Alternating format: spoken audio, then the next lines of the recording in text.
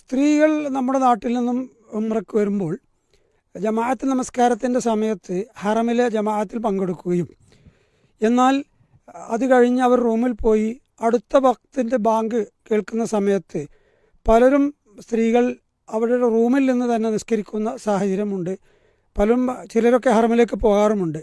ഒരു സഹോദരിയുടെ ചോദ്യം, ഇതിൽ ഏതാണ് ഉത്തമം എന്നാണ്.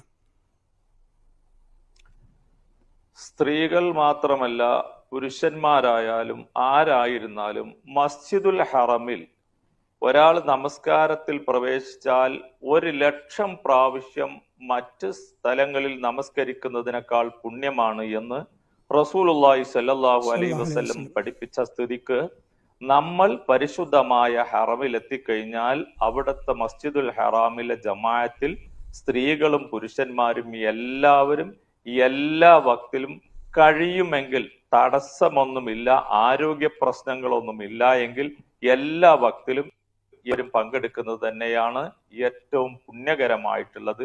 സ്ത്രീകളെ സംബന്ധിച്ചിടത്തോളം നിർബന്ധമില്ല എങ്കിലും പുണ്യകർമ്മം തന്നെയാണ്, അവർക്ക് പ്രതിഫലാർഹമായ പ്രവർത്തനം തന്നെയാണ്. അല്ലാഹു അഅലം.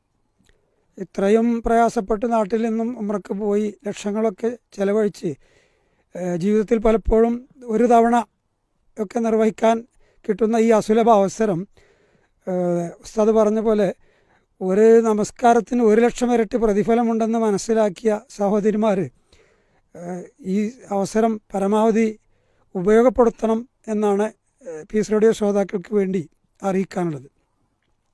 തീർച്ചയായും അതോടൊപ്പം ആഡ് ചെയ്യാനുള്ളത്, സമൂഹത്തിലെ ഒരു തെറ്റിദ്ധാരണയുണ്ട് സ്ത്രീകൾ പള്ളിയിൽ പോകുന്നത് തെറ്റാണ് എന്ന്.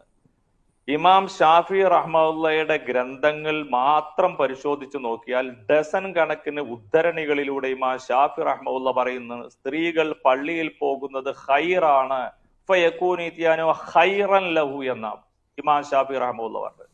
അതുപോലെ ഷാഫി മദ്ഹബിലെ ഗ്രന്ഥങ്ങൾ നമ്മൾ പരിശോധിച്ചു നോക്കിയാൽ എത്രയോ ഡസൻ കണക്കിന് ഉദ്ധരണികളിൽ അത് നമുക്ക് കാണാൻ കഴിയും. റസൂലുള്ളാഹിയുടെ ഹദീദ് പരിശോധിച്ച് നോക്കിയാൽ 100 കണക്കിന് ഹദീദുകളിൽ കാണാം സ്ത്രീകളുടെ പള്ളിയിലെ നമസ്കാരത്തെ പ്രോത്സാഹിപ്പിക്കുന്നതായിട്ട്.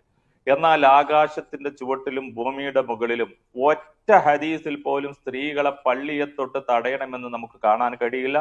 ഷാഫി മദ്ഹബിലെ അല്ലെങ്കിൽ 4 മദ്ഹബിലെ ഒരു ഗ്രന്ഥത്തിലും ഏതെങ്കിലും ഒരു പണ്ഡിതൻ ഇസ്ലാമിന്റെ 4-ാം പ്രമാണം ഉദ്ധരിച്ച് സ്ത്രീകൾ പള്ളിയിൽ പോകുന്നത് ഹറാമാണെന്ന് പറഞ്ഞതായി ലോകത്ത് കാണാൻ സാധ്യമല്ല.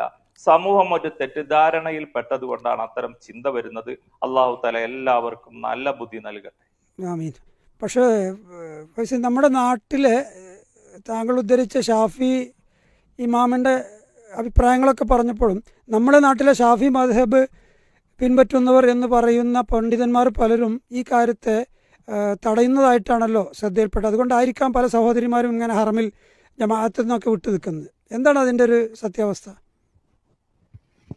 യഥാർത്ഥത്തിൽ ഇമാം ഷാഫി റഹ്മത്തുള്ളാഹിയുടെ ഗ്രന്ഥങ്ങൾ ഏതെങ്കിലും പണ്ഡിതന്മാർ പരിശോധിക്കുന്നതായിട്ട് നമുക്ക് കാണാൻ കഴിയില്ല. ഷാഫി റഹ്മത്തുള്ളാഹിയുടെ ഗ്രന്ഥങ്ങൾ പഠിപ്പിക്കുന്നുമില്ല നമ്മുടെ ദർസുകളിലൊന്നും.